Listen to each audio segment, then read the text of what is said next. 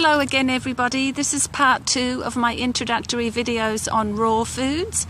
I'm Amanda, I live in Australia, and something I should have mentioned in the last video is I do have some experience working in the health field. Many years ago when I lived in England, I spent 3 years working in a hospital in London, so I did see a lot of very sick people coming in over that 3-year period. Also in the natural health field, I have worked for 2.5 years.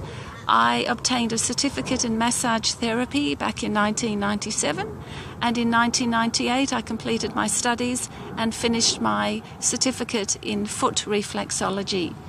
And I used to have people coming along to me for about 2.5 years for massage treatments and also foot reflexology.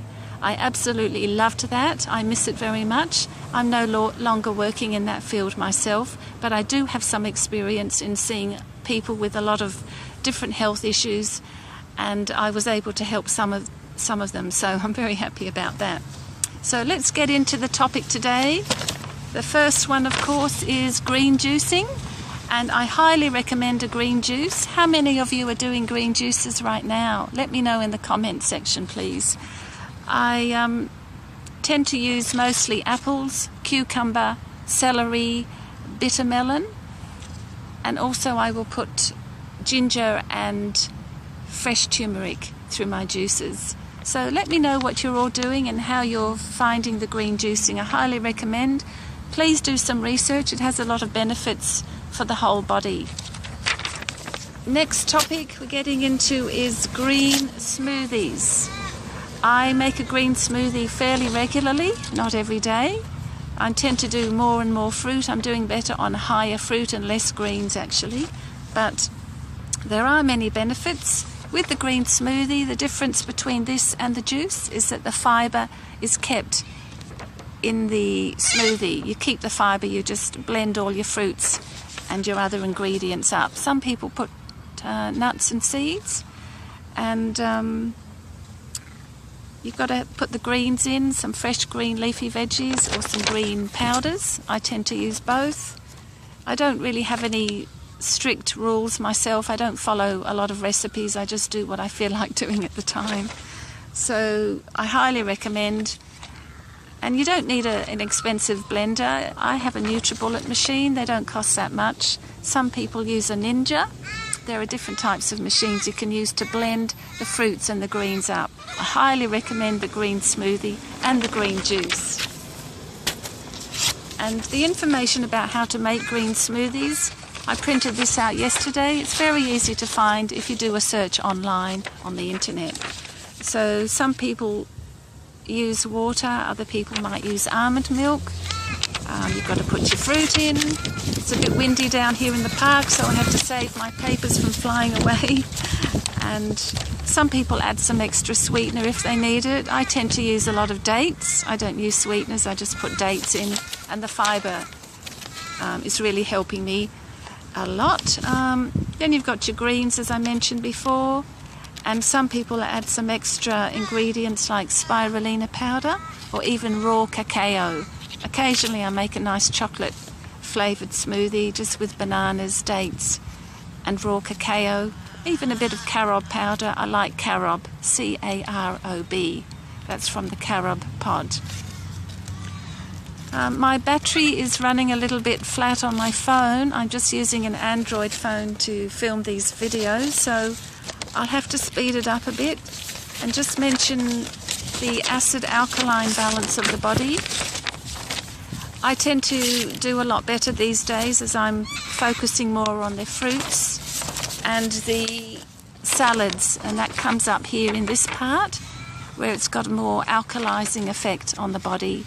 These types of foods on this side I used to have mostly for most of my life, and I've had a lot of chronic health problems with these more acidic types of foods, including processed foods and all the dairy and animal protein, also the grains. So I don't touch any of those these days. I focus more on the fruit, also celery, lettuce, avocado. So I highly recommend looking up into the acid-alkali chart. Easy to find on the internet. The last part today, which I forgot to mention in my part 1 video, was about protein in breast milk. Just to give you an example that we really don't need these high amounts of protein that people tend to focus on. In breast milk, we have a chart here where the amount of protein is very low compared to the fat and the carbs in breast milk. And just think about how babies grow very quickly. So there's not a problem if people are thinking about protein. Please don't get all hung up on protein. I'll just give you the statistics. 1.3 grams of protein per 100 mils of breast milk. The amount of fat is 4.2 grams and the amount of carbohydrate 7 grams. So that's a fairly small amount of protein, and babies do very well. They start growing. So just focus. I think the best thing to do is focus more on the fruit. It's very alkalizing, it's very filling, especially if you keep the fibre in there.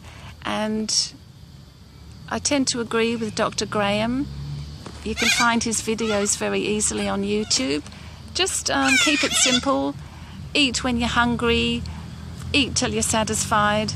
And I'm starting to enjoy some more mono meals these days. It's where you eat just one type of fruit at a time, especially melon. I love melon first thing in the morning.